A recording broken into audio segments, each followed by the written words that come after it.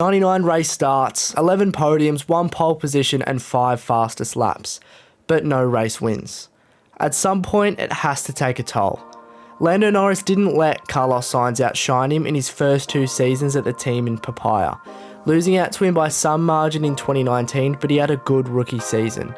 He managed a podium in 2020 with a P6 in the standings, 3 places behind his teammate and at the time soon to be Ferrari's second driver.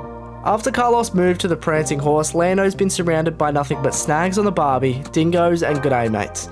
Daniel Ricciardo in 2021 and 2022, and now Oscar Piastri for 2023 and the foreseeable future.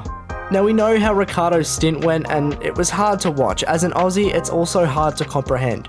Yet Ricciardo managed a race win in that McLaren in 2021, with Lando in P2. It seems like every time that McLaren comes alive, he is second to bear the fruit of its power. G'day guys, my name is Luke, otherwise known on the internet as F1 Luke Sam. If you do go on to enjoy this video, please do subscribe. Only 5% of you who watch my videos are subscribed, and it helps out a small YouTube creator like myself, but I guess that's a good way to go back to talking about the Orange team. Lando fans, turn your ears off for a second because this is Lando's 2023 highlights. After a tough start to the season, he managed a P2 in Silverstone, P2 in Hungary, P2 in Singapore, P2 in Japan, and a P3 in Qatar's sprint and Sunday race. For any athlete in F1, while not being at the best team and also competing against Max Verstappen, a P2 sounds like a win. But now we have to consider that Oscar Piastri has a win in that car, albeit in the sprint in Qatar, but with Lando in P2. It's another one that got away. The last person besides a Red Bull driver to win a race? Carlos Sainz in Singapore, Lando's former McLaren teammate with himself in P2. The one before that? George Russell in Brazil 2022, a man who he has a close friendship with and shared his rookie season with too. Now don't get me wrong, to win a Formula 1 race you need the right car to be on the right strategy at the right pace with a stroke of luck. Lando's done all the former, but he doesn't seem to have the flip of the coin when it comes to the fortune side of things. He has clearly worked on his negotiation skills frequently on the radio when a win or higher podium position is up for grabs, notably at the tail end of Monza 2021, asking to swap places with Daniel Ricciardo. Yeah, I need Daniel to pick up the pace. He's driving too slow. This would go on to be ineffective as Ricciardo punched in the fastest lap of the race on the last lap, claiming the win, and with Oscar Piastri in the previous race in Qatar, to which the team said no.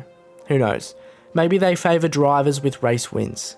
Lando's done all the right things. He stuck it on pole in Sochi 2021, but after the weather took a turn for the worst, McLaren's unwillingness to make a direct call resulted in a Lewis Hamilton win.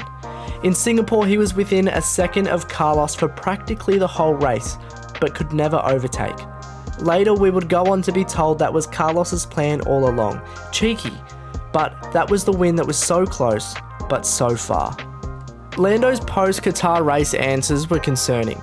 Although I take most of his comments as satire, to say out loud about himself that he has a lack of talent could give us an insight into where his mindset is, even if it is subconscious. Lando's pulled a second out of his ass on the last lap for his first podium. He's managed a podium at the pinnacle of F1 in Monaco, so the question of talent for me is not there. He's good enough to win a race, but the moment he loses the battle in his head, it's all over for him.